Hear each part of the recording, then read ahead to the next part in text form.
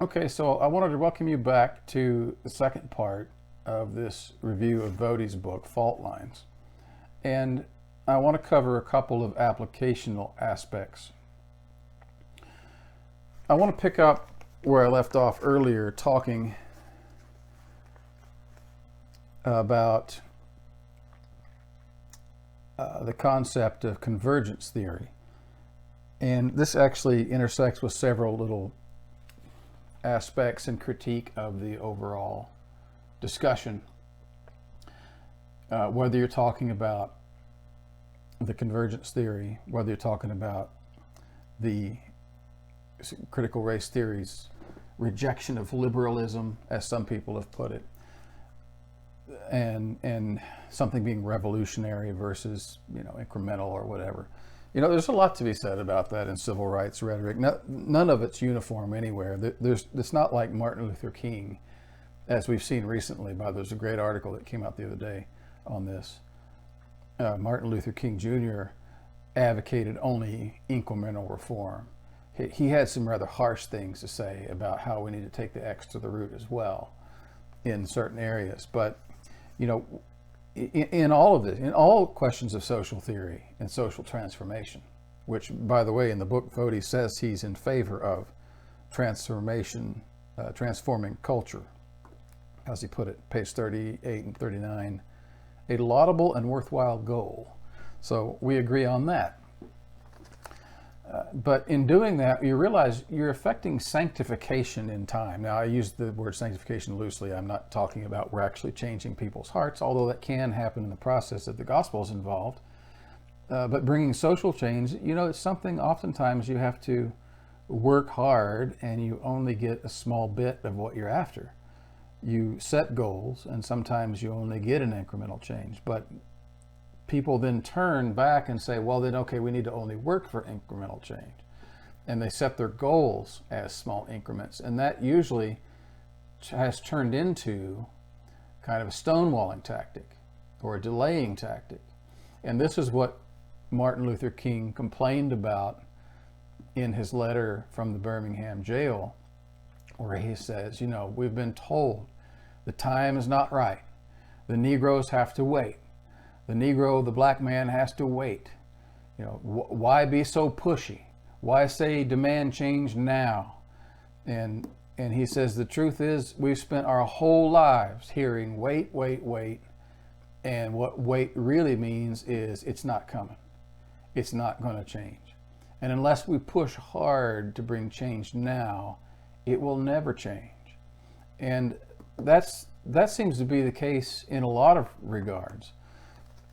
If you're academically minded, if you followed Reconstructionist literature for very long, particularly Gary North, you have probably you've read somewhere where he referenced Thomas Kuhn's book, The Structure of Scientific Revolutions.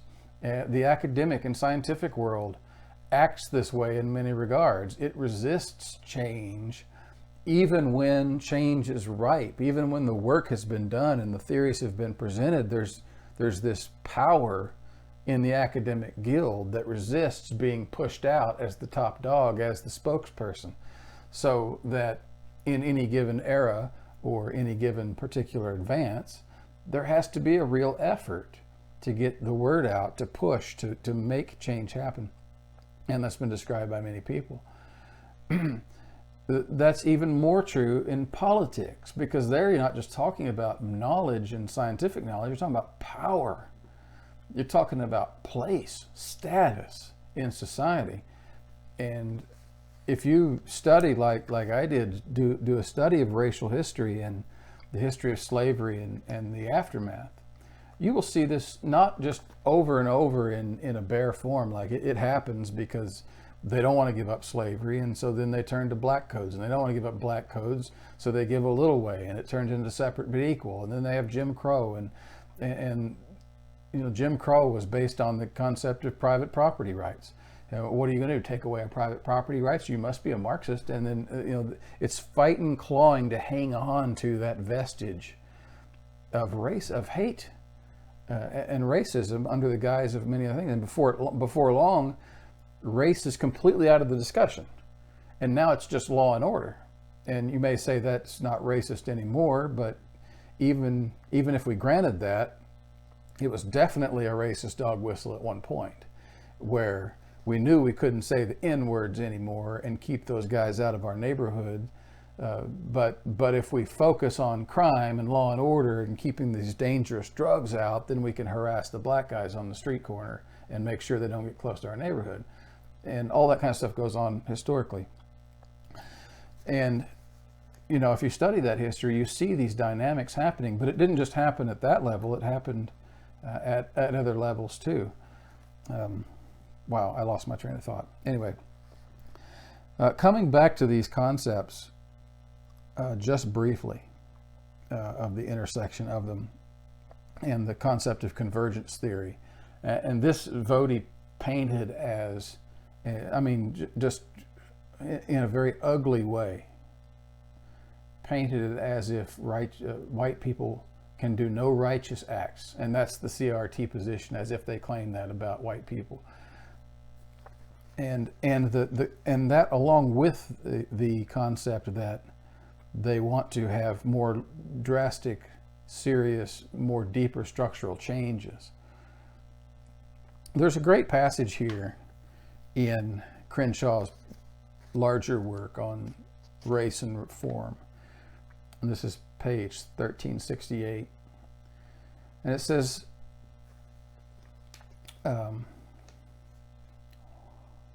this approach to understanding legitimation and change is applicable to the civil rights movement.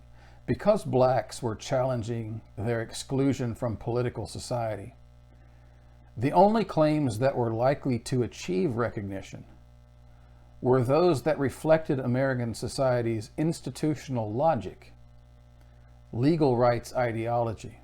Now understand what she's saying here. Blacks are living at the time in a society that politically oppressed them, that marginalized them, that excluded them. How do you, as a hated person, as a reject, as a fringe of society, how do you get your voice into the very society that's rejecting you? What authority do you have? Who speaks for you? And this is something that was brought up in D'Angelo's book, where she tries to explain this concept to people, and the concept of white privilege and what it means to be an excluded black person trying to get acknowledgement in a white space that doesn't want you there. Like, the very thing you're trying to get is the very thing they're trying to push you out and exclude you from. And she uses the example of the women's right to vote. How were women going to get the right to vote? The right to vote is a political right. I mean, we can say it's a natural right, but if society has a law against it, then you don't have it. And that you're excluded by power, by political power. How do you gain political power when the only means you have to achieve that very political power is that political power itself? You can't do it. So you're left with violent revolution, or someone has to speak up on your behalf from within the institutions of power. And of course, that's what happened. There were all kinds of, social and political campaigns, of course. Get out the vote, or not get out the vote, but, equal rights, equal vote for women type stuff. And enough men voted to allow women to vote. Otherwise, they couldn't have got it, through legal means anyway. And that's kind of what Crenshaw's talking about here. How could blacks who are excluded from society in so many ways, how could they get the attention of the American society to grant them more rights, to include them? And she says, in this case, the only way to do it was to speak the language of American ideology, of American rhetoric, articulating their formal demands through legal rights ideology. Civil rights protesters exposed a series of contradictions, the most important being the promised privileges of American citizenship and the practice of absolute racial subordination, those two conflicting, of course. rather than using the contradictions to suggest that American citizenship was itself illegitimate or false, which they didn't do. Get the importance of this.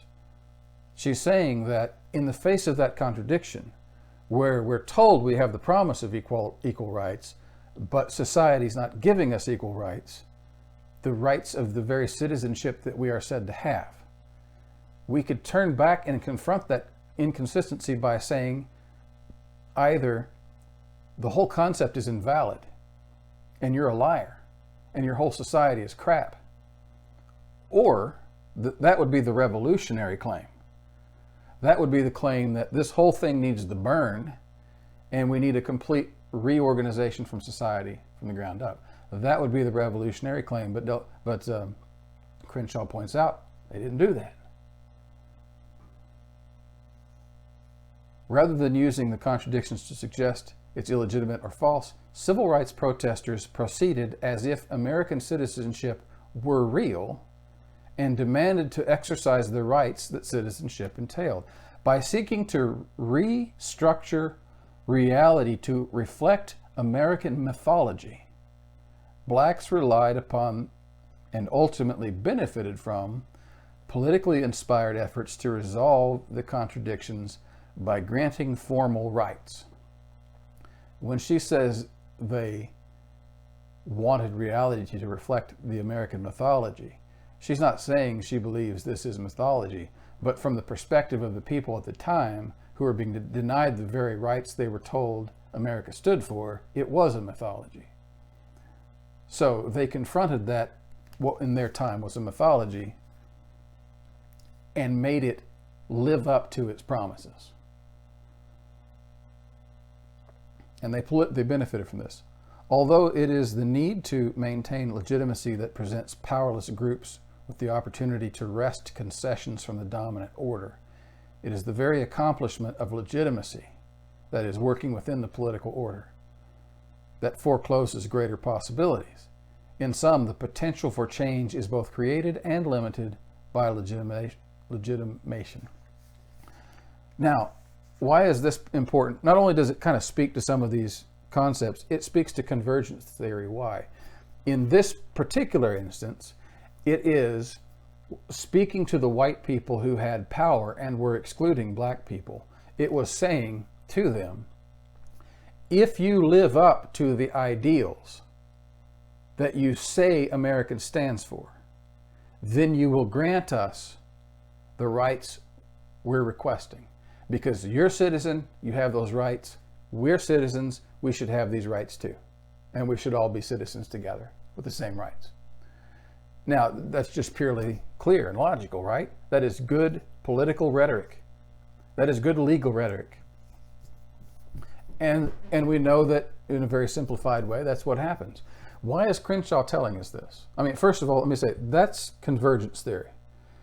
When Bell, when Delgado, and others talk about convergence theory, they are so far from saying white people can't do righteous actions. In fact, this very paragraph proves that's wrong. Because this paragraph is showing you an instance where it was pointed out to the white people in no uncertain terms. Granted, there was political pressure. Granted, there was some pressure there, but it was kind of like an intervention, if you will, saying, are you going to live up to your ideals of righteousness or not? And what did the whites choose to do? Now, granted, there were a lot that wanted that opposed it, and the blame is on them for doing so. But whites granted it. Now, Bell's point is more radical than that, and I wish I could spend a whole time on talking about it. But again, this goes to the concept of the fringes. Bell has a very radical view on that. And he points out that this had to do with, in some respects, American service members who had come home, who had fought and served for the country in the midst of the Cold War in the 50s and 60s. It becomes a targeted campaign by communist countries all over the world to point out, Here's the America that jaunted all over the world opposing equality and communism, at least as they saw it, right? And they were claiming to fight for liberation and freedom and all the things America stands for. But if you look at their society, you'll find out they're rabid hypocrites, because they won't let their black people sit at their tables with them. They won't let them come in their restaurants. They don't want them in their neighborhoods. They send their police out to fight and harass them. Look at that march in Selma. Look at the dogs and the fire hoses. Do you think that's a people of all men are created equal and endowed by the Creator with life, liberty? You think so? No. And this was pressed upon the American leadership, and they knew, and it was very well known, they were losing face in international relations.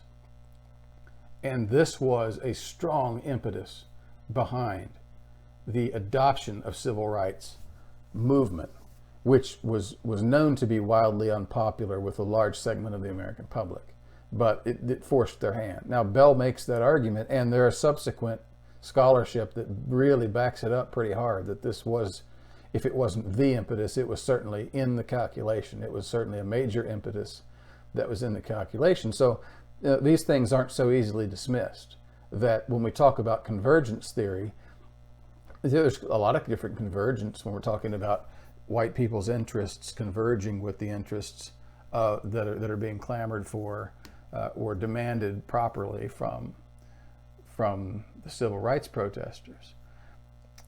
It's in the interest of the American people to live up to the ideals that they say, and to do so is a righteous act. Nevertheless, it was also the interest of the elite not to lose face internationally as communism is advancing because of our hypocrisy. And yes, that is an elite interest, it is a political interest, it's a national interest, and it is not nearly as laudable as a righteous interest. But nevertheless, it still just proves Voddie's point that we're incapable of righteous rhetoric. Nevertheless, it still proves the CRT critique that we've got work to do in this area, because the same dynamic continues, even if not in as powerful of ways. I wanted to pivot a little bit at this point and look at some of the specific claims that were made. I can't do all of them. Again, we're just not doing 30 videos here. But I was a little confused and taken aback when I got to this chapter on seeking true justice.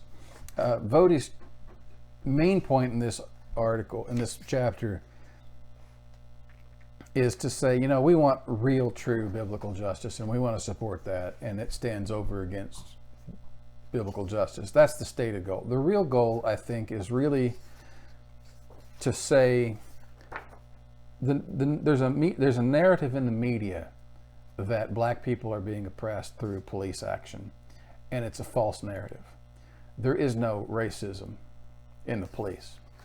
There is no racism in the criminal justice system. And I mean, I disagree with that on the face of it, but I also disagree with a lot of the steps he takes to get there. I don't disagree with everything. He makes a fair point here and there regarding the fact that the media chooses what it emphasizes. And it chooses to emphasize the instances of these killings that happen to black guys, or females as well, I guess. But we can find just as many instances happening to white guys. Now, I don't think that disproves the racial disparity issue at all. But I do think it speaks to a larger issue with police abuse. Unlike Voddie, I don't take this as a way to dismiss the whole issue and then move on and pretend, well, you know, if you make bad decisions, the cops are going to get you. Whereas if you're a good little Christian boy, they'll leave you alone. That's kind of the general message. I don't buy that. And I think the police that we have has in many regards unbiblical powers. And again, I think the development of those powers historically has been a direct outgrowth of the way we have treated black people. Going all the way back to the slave era. We created police forces to herd and harass and divide black folk. In large part, that was the only reason we created them. And those police forces have only grown. We gave those police forces legal powers which were beyond common law legal powers that have in time grown to encroach upon all of us, of all races, still in disparity among minorities, but they harass all of us. No-knock raids have killed white people as well as black people. And we should all be up in arms over that. We should all be up in arms over the abuses and the lack of accountability. And that phrase there, lack of accountability, is a good segue to this first point. My skeptical antennas went up when I began to read, we want to seek true justice. When I first started reading this chapter, it's all about God. Clear condemnation of falsehood and lies. Ninth commandment, God is truth. Every word is true. And as we're going through, I think, wow, maybe we're going to get a whole chapter on what is biblical justice. But in reality, it's a prolonged argument that the media has been lying to you. And again, that's one of those messages that conservatives are just sitting there waiting to eat up with a spoon. They're just waiting for someone to come along from an authoritative perspective and give them a documented analysis to prove to them the media has been lying to me about disparities in shootings of black people. I knew it. I knew it was those liberal media. Now I can go back to my white bread lifestyle. Now I can go back with my feet up and finish watching America's Got Talent or whatever you were finished watching, Fox News or whatever. But on page 42, when he starts in with Colin Kaepernick, I was curious, and it's unclear to me whether he's critiquing the media or whether he's critiquing Colin Kaepernick. And I think in the long run it's both, but the lines are blurry when he's switching back and forth between which ones. And I read this,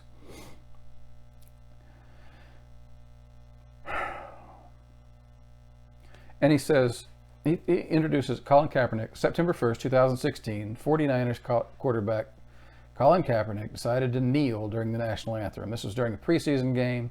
We all know what happened. It caused a media uproar. And certain articles claimed he was doing this because he was a figurehead of the movement for NFL players protesting, quote, police killings of unarmed black Americans. Now, Voddie has a real issue with that phrase. Because there is not a disparity, he goes on to argue, of police killings of unarmed black Americans. We do see those killings. We do see them.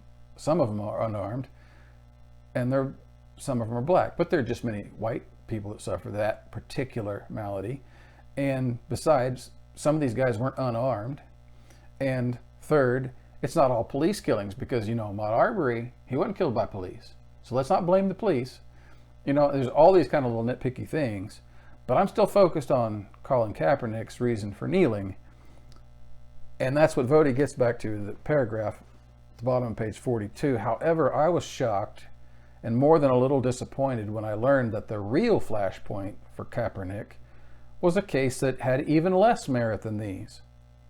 In an interview with NBC News, Kaepernick explained he was protesting a deadly December 2015 confrontation between San Francisco police officers and a 26-year-old man named Mario Woods.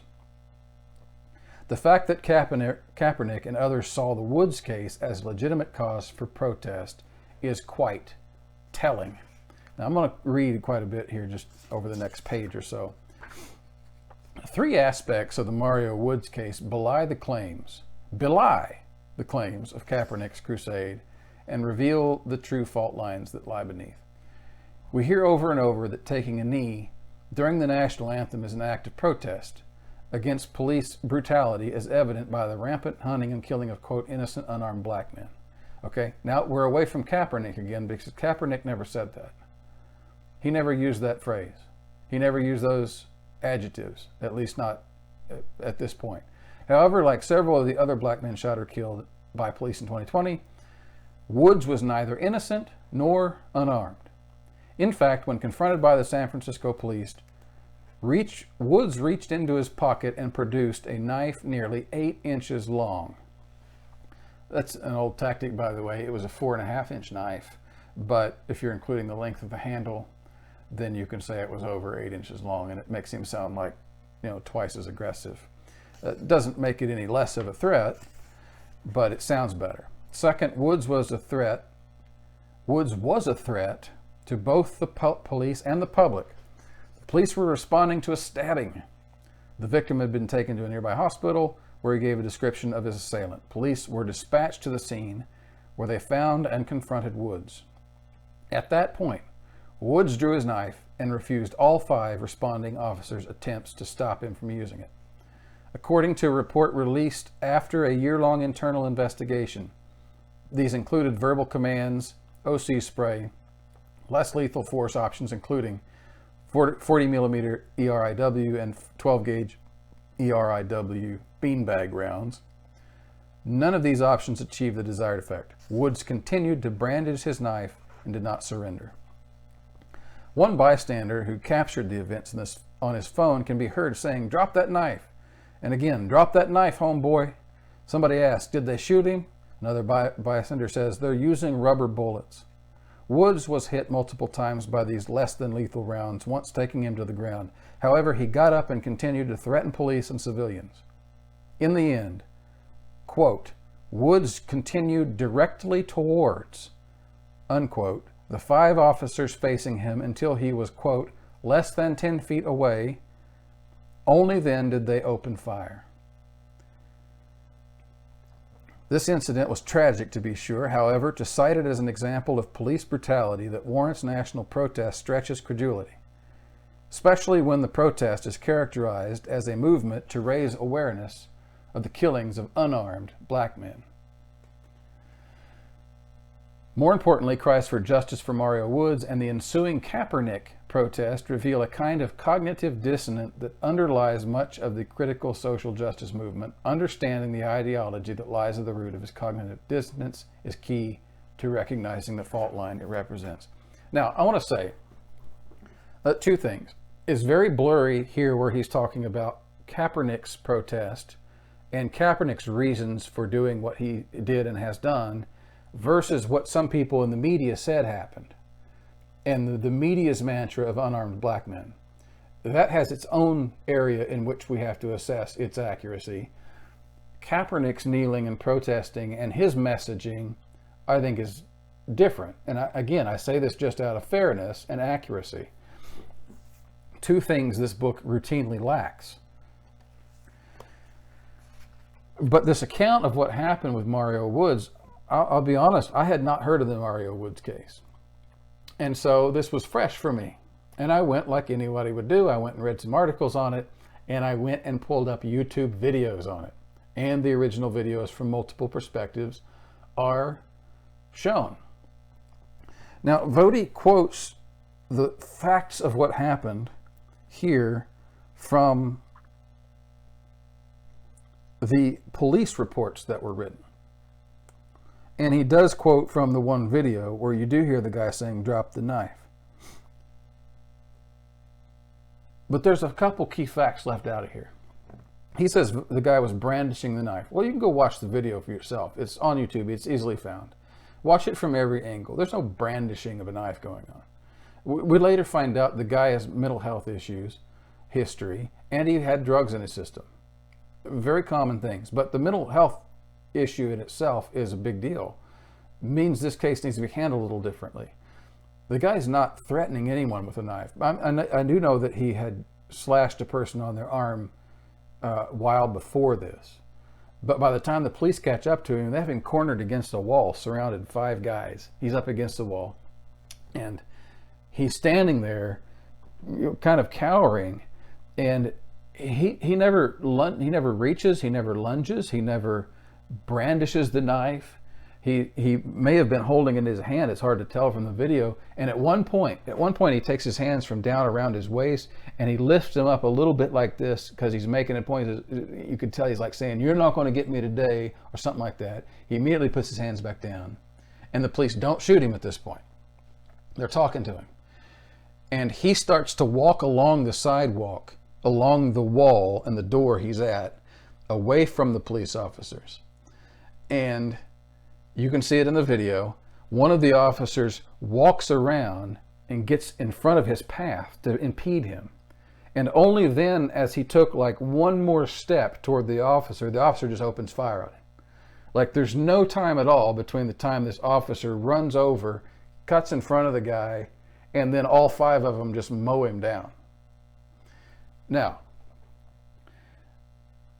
when this all happened, and before the videos came out, the police gave a public statement saying he was brandishing the knife and that he had lunged at the officer with the knife. All right, so when the videos came out, the articles and the press universally called this out. There's no lunge here. There's no lunge at all. There's no threatening motion. The police said he lunged. He didn't lunge. Again, go watch it for yourself. All right, so Voddie doesn't tell you any of this. He doesn't tell you that the police lied to begin with. And yet, when he comes to tell his version of the events, he only quotes the police reports. He gives the police deference. But we find out later it was the police that lied. He also quotes from the video where the guy says, "Drop that knife.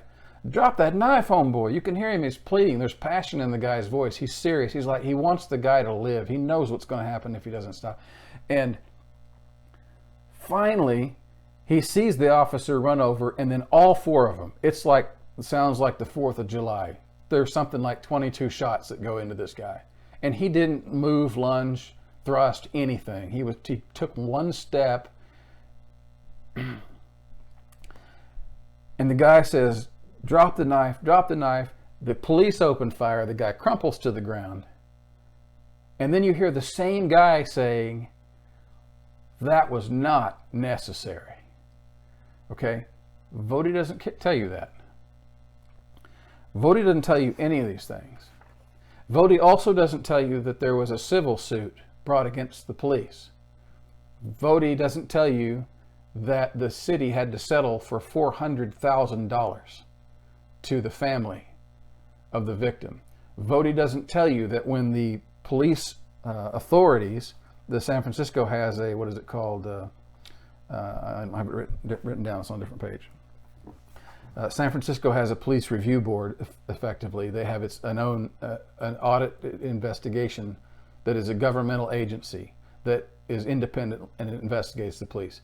They wrote a long, lengthy report, something like 3,000 pages, that said these police violated several policies, that this guy did not have to die.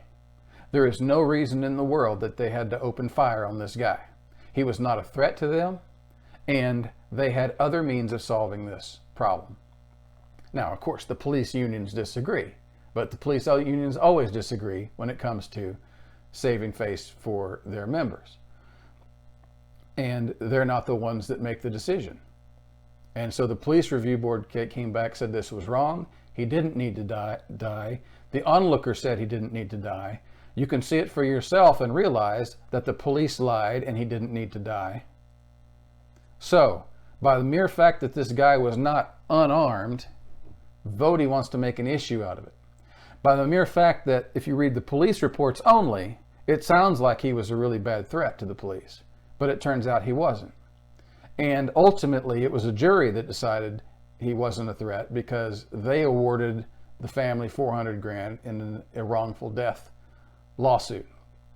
Voddie doesn't tell you any of this. Voddie, 2 pages before this, sorry, is that 2 pages? No, Voddie on the very next page that section ends, Voddie launches into that paragraph I read in the last video where he talks about, when I hear about injustices, I remember I'm biased and I have all kinds of baggage. So I'm not going to form any judgments about what I hear in the news. but he just lied to you, didn't he? He just acted inconsistently with the very thing he's trying to tell you to do.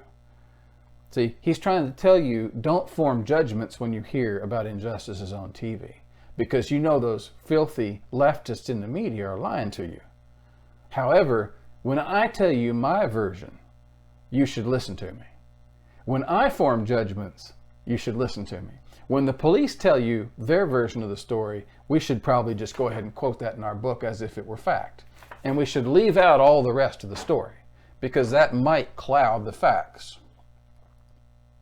I want you to ask yourself, who here is crafting a narrative? Maybe the leftists are, but Voddie's crafting his own too. And it ain't accurate. So when I read these, do I need to go through every case in here? The Philando Castile case, the other George Floyd cases, you know, where he works as hard as he can to present the conservative talking point version, what the police report version said about everything, instead, you know, as a counteraction to the alleged narrative being pushed by the media. I will grant there's some unanswerable questions on the other side. There are some things we need to take account for and bring some balance to the discussion. But don't pretend that you're telling me the whole truth or what the media left out when you're the one leaving out all the important facts. Okay, so he has this section here exposing the false narrative, and he's making, of course, again, what are we we're relying on LeBron James here. We're literally hunted every day, every time we step foot outside the comfort of our homes. Emphasis is, you know what? Yeah, LeBron James said that. It's hyperbole. It's no doubt hyperbole. And nevertheless, it's a hyperbole that is felt keenly by many people as, man, that's not far from the truth. And Voddie can say he's lived it. And I'm going to come back to that in a minute too, because I'm not sure he's giving his own experience its due. Man, there's so much to say about that. Anyway. But the narrative, this is where he talks about, well, for every white person, or for every black person killed, for every unarmed black person killed, the media uses that phrase a lot, but for every one of those, we can find an equal case of a white person to which the same thing happened with the same circumstances, and yet the media was silent. Well, that's not necessarily the case. And I want to look at a couple of these points. The first one is he uses a research piece done by Kelly McBride. And a search from the archive reveals that NPR has used the phrase unarmed black man 82 times in the past year. 5 of those were in headlines. She notes that of those 82 times, 26 came in newscasts read at the top of the hour. 65 of them occurred in the 187 days after Ahmaud Arbery.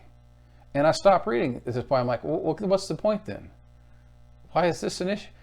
So out of 82 times, 65 of them happened after a major case in which an innocent black guy was literally hunted down by 2 white guys and shot,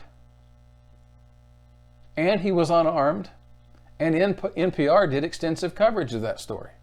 I know especially because NPR here in Atlanta covered it quite a bit because it happened, you know, just down in the Brunswick area on the coast. So it's almost like local news. But anyway, and NPR, of course, syndicates all that stuff everywhere. And I hear these and I think, well, of course it occurred 65 times. Well, in other words, what you're saying is if you take those 65 out, which obviously appear in one acute case, then you're left with what? What's 82 minus 65? 27. Or is that right? That's not even right. That's just 17, right? Yeah. So you're only left with 17 instances in 6 months. That doesn't sound like an epidemic to me. That doesn't sound like it's a big deal. Yeah, I can assume the Ahmaud Arbery case led to a lot of these instances. I can assume they were read at the top of the hour because people were interested. And I'm not surprised that 5 or so of them ended up in a headline because Ahmaud Arbery dominated that. And he lists all the white people it happened to too in that time frame, but he says, you didn't hear any of these names, did you? There's a reason for that, and I'll tell you in just a second. But he goes on to say, by the way, please don't miss the fact that the white police killed these unarmed white men, that while police killed these unarmed white men, they did not kill Arbery. Now, this is where I'm getting really confused, and I'm like, how do you make this mistake? Arbery's murder would fall under another category that people would rather forget. Listen carefully, intra-racial violence. I'll say more about that later. And he does. He comes back to the whole point of intra-racial violence, and he says once again that Ahmaud Arbery falls into this category. What? Am I missing something? Am I missing something? Intra-racial violence. Now, I know he knows what it means because he talks about it, and he defines it as black on black crime or white on white crime. And yet he says you don't want to have a discussion about that because this is intra-racial violence. Is he really trying to convince us that black people killed Ahmaud Arbery? And if he's not, what's his point? Was he saying Arbery was a white guy killed by other white guys? Again, how does this ultra well documented book that's got all the answers and it's all right, how do you make a blunder like that? And it's not just a typo, it's repeated throughout the book. It's explained what I mean by this. How do you make that mistake? How do you get off trying to pass off the murder of a black guy by 2 white guys as intra-racial violence when you know what the term means? I'm floored by the hubris. And if I try to put a charitable spin on this, if I try to say, okay, there's something where I need to read between the lines, get behind the scenes, try to get into Voddie's thinking, what's he saying here? If I really stretch hard, if I really pull hard and stretch that charity muscle, which is hard for me because I don't have a very big one, what is he trying to say here? Maybe he's trying to say that since this was not a police killing, it falls under the heading of civilians killing civilians. And if that's the case, then now you're in for a real debate because there are not very many white people killing black people. That's where the intraracial issue comes in. Because what I think he's wanting to say is, if you really want to talk about the murder problem, let's go look at Chicago. Let's talk about black on black crime. I'm not going to spend a lot of time going over that. I will say that I did an article on this. It's on Lamb's Reign. Let me see if I have the title. Yeah, okay, so I have the title. It's Don't Perpetuate the Black on White Crime Propaganda. And I do address the disproportionality issue with blacks involved in crime. And of course, that's just a subset. Black on black crime is just a subset of the claim that blacks commit most of the violent crimes in this country, or at least a disproportionate amount, by far disproportionate amount. The basic thrust underneath the article, and this is how you answer this, is there may be a truism depending on how you look at the statistics with that. Again, this is where it's right here on the same page, 48. I'm not a mathematician. However, I did take and pass statistics in college, though it almost killed me. And one thing I took away from that experience is the maxim, correlation is not causation. Man, where is this Voddie at when it comes to actually interpreting the statistics that matter? Where is the Voddie who said, I pause because I know I have bias and I want to check myself and not form judgments on inaccurate information? Where is the Voddie who believes in correlation does not equal causation. But the moment you get into the crime statistics, it's like, oh, well, look, the black people are the ones killing each other, killing everybody. And the truth is, if you control, it's very simple. If you control for poverty rates, the crime rates between blacks and whites even out. It just so happens that there's a much larger disproportionate, far disproportionate amount of the black population that are stuck in poverty compared to the white population. So overall, it looks like a lot of black people commit crimes and few white people do, when in reality, it's confined to a social class. It's confined to the conditions of poverty. And that is more understandable. That is also something we need to talk about more, and we don't. We don't. And in fact, I've had people criticize me for just saying that. Oh, so you think being poor causes crime? Well, I don't think of it as a cause, but it is certainly more likely, because you can't deny the statistics. When you control for the poverty rate, the crimes committed by blacks and white are more proportionate to their populations. It's so simple. Correlation doesn't equal causation, but the more correlations we get, the more we can try to work on that, right? So don't just look at crime and poverty. Plus, it just stands to reason, doesn't it?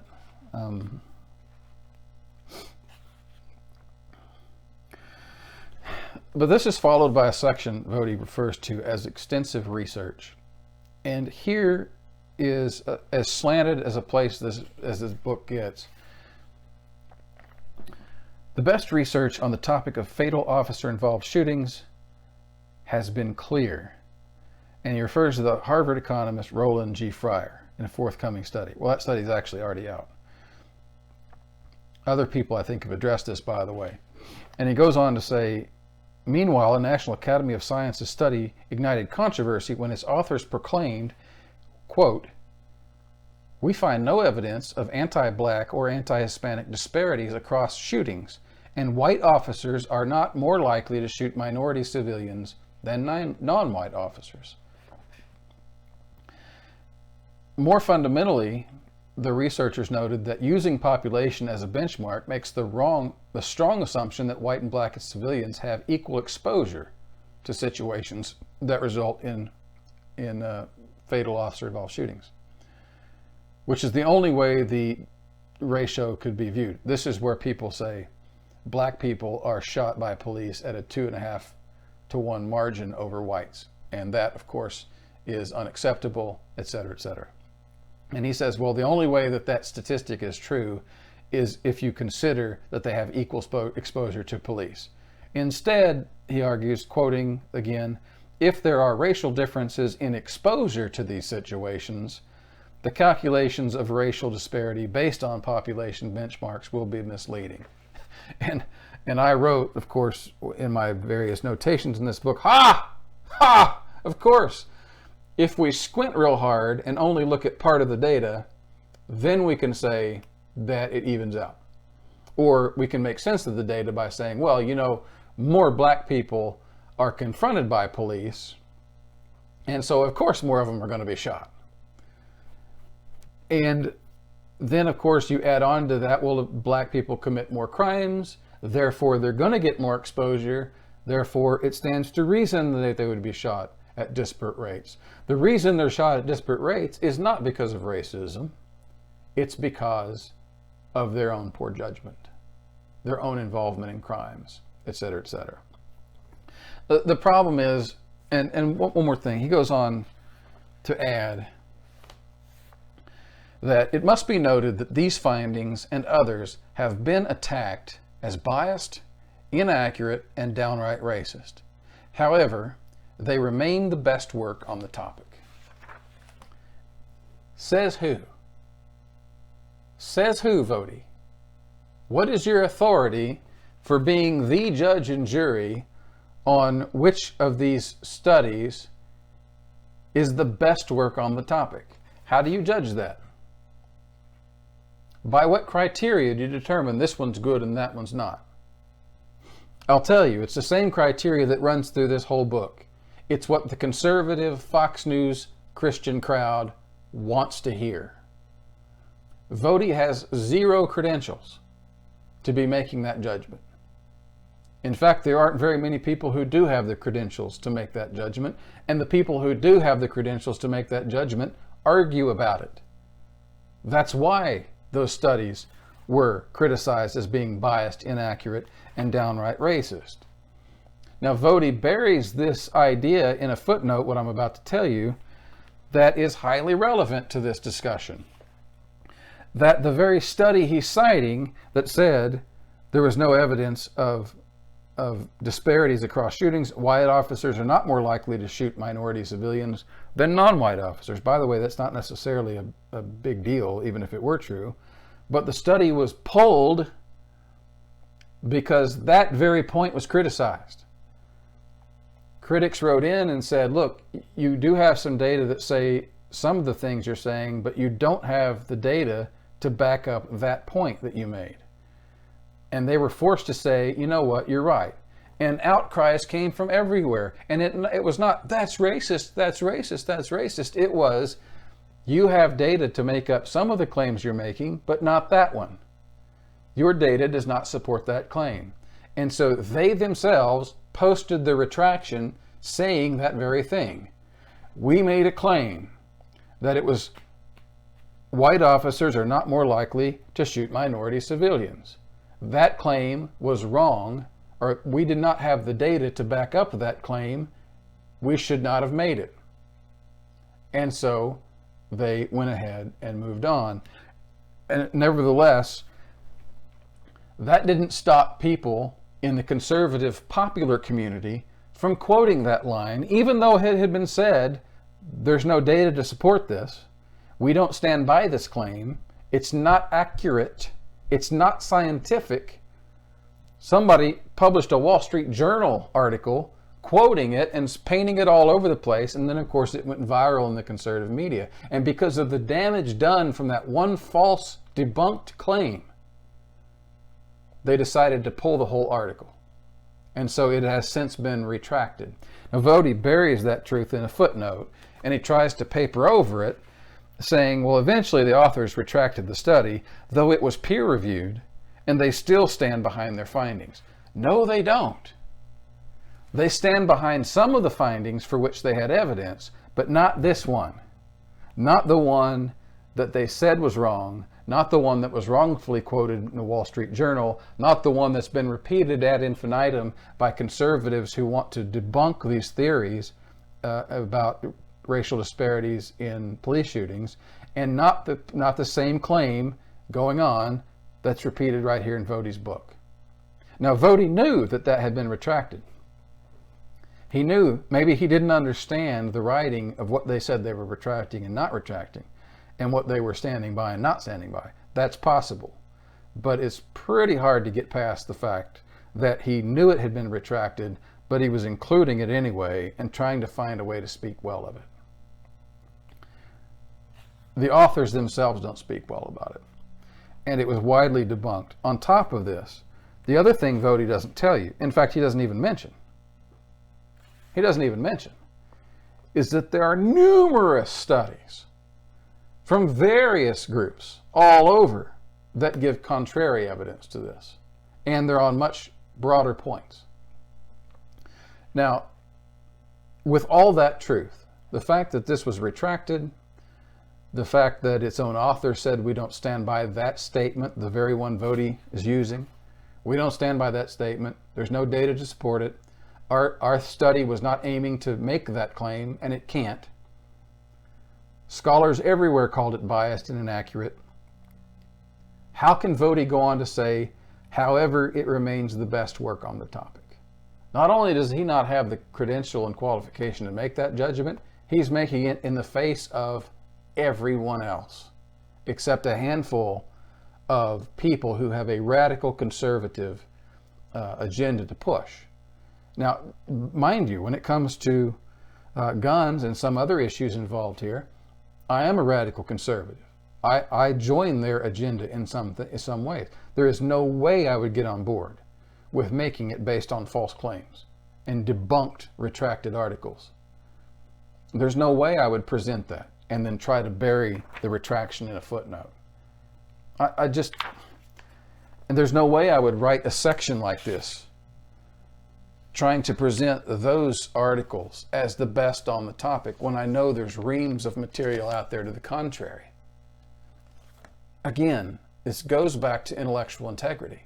This goes back to, why are you creating these agenda items they look like they're footnoted and documented, but when you dig into them, they're false, they're partial, by which I mean both in partiality and in terms of they're only partly complete, and it just lacks integrity.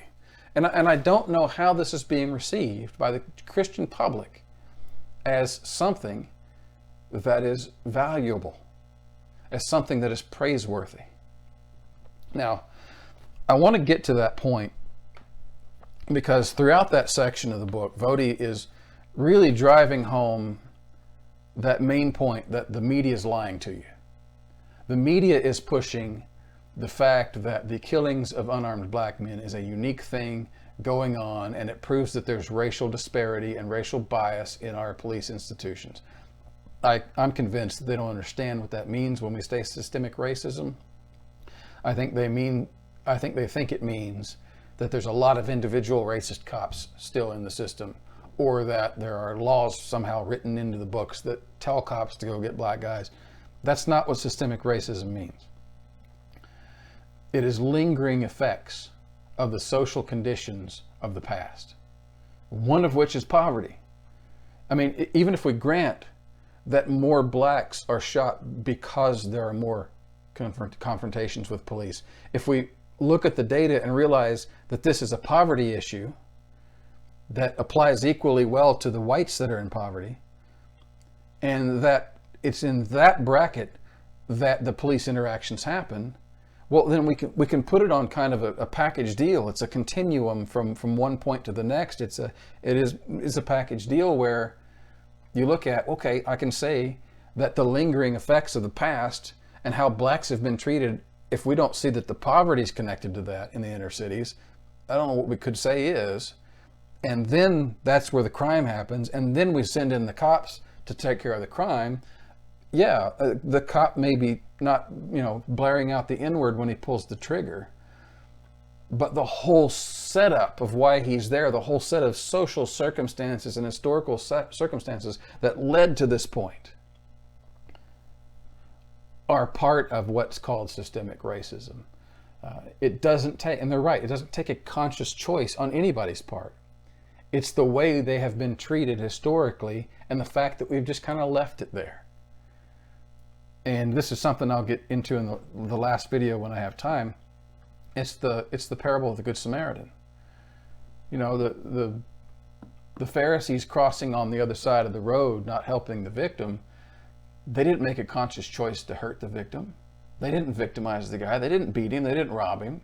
They didn't take part in any of the criminal activity. And in fact, a lot of preachers today like to blame the guy. He knew it was a bad part of town. There's robbers there. You shouldn't be walking down that street anyway. You're partly to blame. And the Pharisee, they didn't have anything to do with that. The Levite and the Pharisee, they walk on the other side of the street. Their sin was one of just abiding by the status quo. I'm just going to mind my own business, enjoy my own freedoms, walk over here. And those guys are called out as sinners. Complicit. Now, Jesus doesn't, of course, he doesn't say, well, they're complicit in the beating of the guy. But we all know the thrust of the story is built on the racial tension between the Jews and the Gentiles. Of course, that doesn't apply to the Pharisee himself, but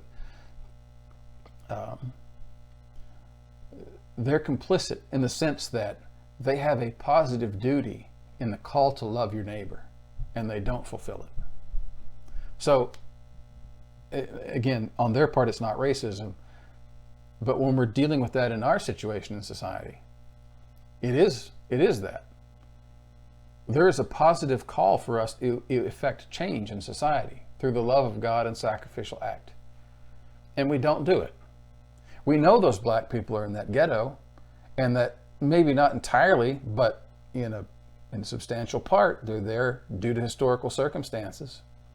We're not saying, this is another thing about Voddie's own story that he tells. Some of his friends he talks about, they didn't make it out. Well, by his own admission, in his own close circle of friends, you got a 25% chance through hard work and determination of getting out of the ghetto.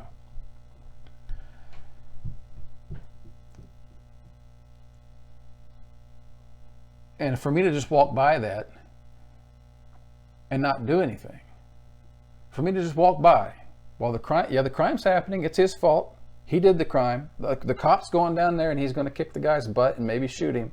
That's all within their circle of acts. But for me to look on the whole set of circumstances that have come out of history and just pass it by, whistling on the other side of the street, can't do it. Can't do it. Got to call it out. Got to get my hands dirty. Got to call it out. I'm not saying I support any government programs. My mission, my statement is to the church. The church is that we have failed because we've been walking by those people for 400 years. We've been crossing the other side of the street, staying on it for 400 years, but that's for the next video. I wanted to close this video by referring to Voddie's claim that there's no uniqueness here in these shootings of unarmed black men. He says, I can find just as many white guys. Just as many white guys victimized by the victims by the police in the exact same ways. There was a gentleman had his neck kneeled on even longer than Chauvin did. Where was the media outcry? Well, it's kind of interesting that he is coming by that information based on a Dallas Morning News article and headline, but that's a different story. I will grant, it didn't get picked up in the national news. I think there's some logistical reasons for that, but still, I'll grant, any of these stories of unarmed white people being killed in the same ways that the unarmed black people were being killed don't make national news. Does that mean that we're being lied to? Does that mean that there's media bias? Well, I don't want to wade into all those arguments. I'll say one thing, and it's this. The answer to it is something that Kimberly Crenshaw herself mentioned right here in her article on demarginalizing the intersection. Demarginalizing the intersection of race and sex, black feminist critique of anti-discrimination doctrine, feminist theory, and anti-racist politics. Now she's talking about, in this particular case, there were 3 court cases, I believe most of them involve black women, particularly. But what she says here in the conclusion of this article, again, Crenshaw, intersectionality, answer to your problem. What she says in the conclusion of it here answers that problem Voddie's talking about. Now, whether you wanted to get into the debate about the media's lying or not, it doesn't matter. When you read this and see that this is the solution, it doesn't matter. It is somewhat ironic, she says, that those concerned with alleviating the ills of racism and sexism should adopt such a top-down approach to discrimination. She's describing some other views. If their efforts instead began with addressing the needs and problems of those who are the most disadvantaged, and with restructuring and remaking the world where necessary. Remember Voddie? Voddie says, transforming culture is a laudable and worthwhile goal. That's all she's saying. If their efforts instead began with addressing the needs and problems of those who are most disadvantaged and with restructuring and making the world where necessary, then others who are singularly disadvantaged would also benefit. In addition, it seems that placing those who are currently marginalized in the center is the most effective way to resist efforts to compartmentalize experiences and undermine potential collective action. It is not necessary to believe that a political consensus to focus on the lives of the most disadvantaged will happen tomorrow in order to recenter discrimination discourse at the intersection. It's enough for now that such an effort would encourage us to look beneath the prevailing conceptions of discrimination and to challenge the complacency that accompanies belief in the effectiveness of this framework. By doing so, we may develop language which is critical of the dominant view and which provides some basis for unifying activity. And here you go. The goal of this activity should be to facilitate the inclusion of marginalized groups for whom it can be said, when they enter, we all enter. You know what I hear when I read that? I hear that if you did it to the least of these, you did it to me. Now, no, don't get into the discussion about he's talking only about brethren and Christians, and I understand. The principle still works. God does not just call us only to be loving to our Christian brother and sister. That's what the whole parable, this Good Samaritan, is all about. Love your neighbor as yourself. And who's my neighbor? Yeah, that guy over there, that racial group that you despise, he's your neighbor. The guy who helps the other guy is your neighbor. The guy who helps the other guy is the neighbor. And I think that's true of the least of these also. If we're going to set a policy for how to deal with police work, we should set a policy that applies to the most marginalized groups among us. Because then, when we apply that standard to the least in society, we know it's going to apply to the higher as well. When they enter, we all enter. When they're free, we're all free. When they're safe, we're all safe. That's Christian doctrine across the board. That's the Sermon on the Mount. That's getting spiritual.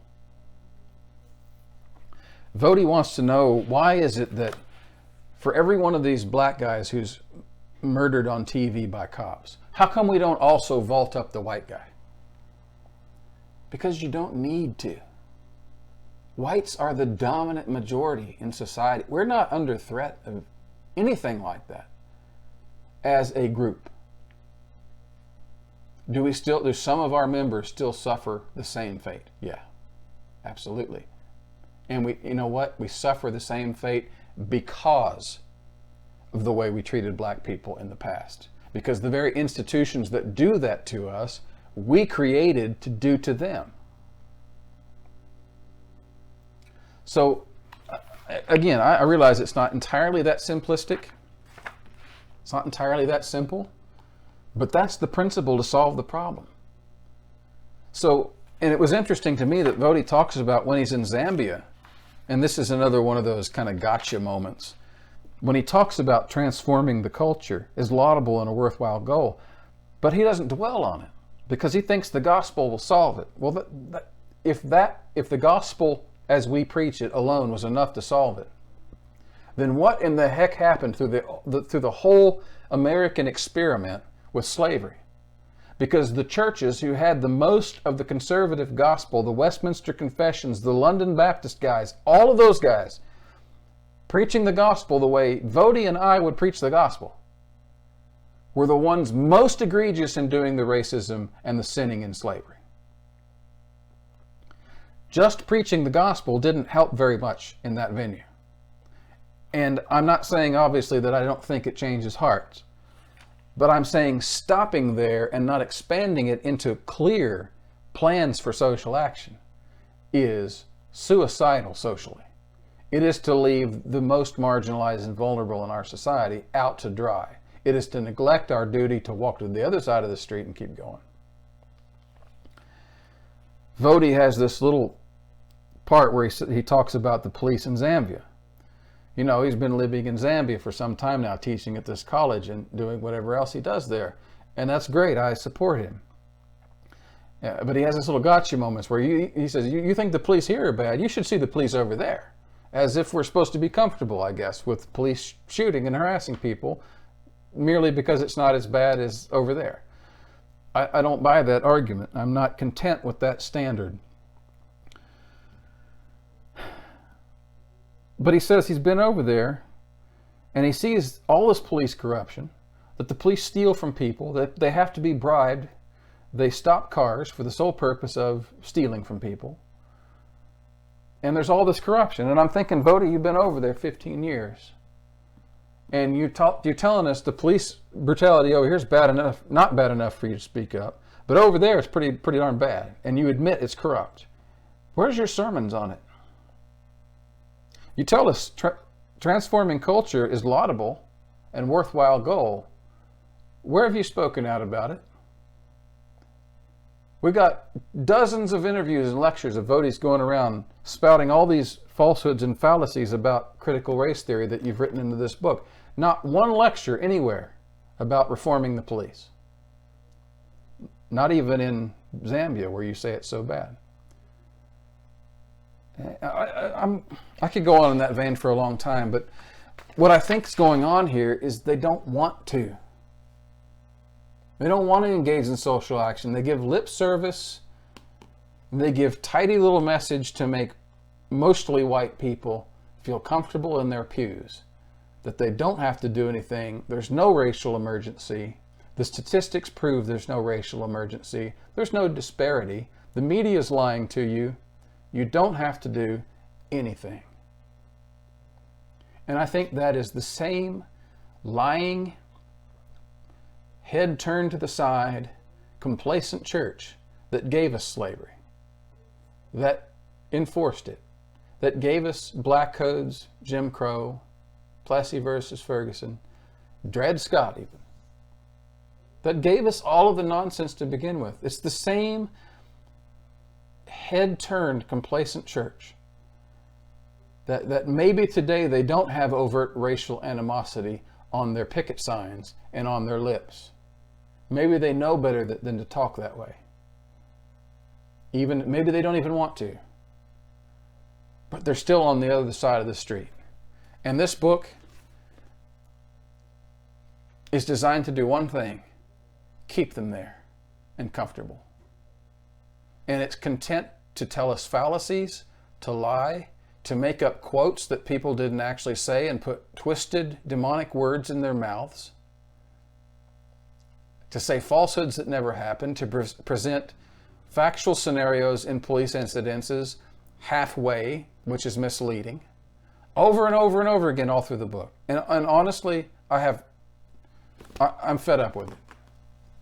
If you think this is a work on which you need to rest in these debates, that this is the book, this speaks for you, you need to be on your knees. You need to be crying out to God. Why did I miss all of this? Why do I fall for these lies? Why do I accept this for society? Anyway, I hope to be back with the third video where I can address some of the instances regarding just the general thrust of the book. And that should be very short.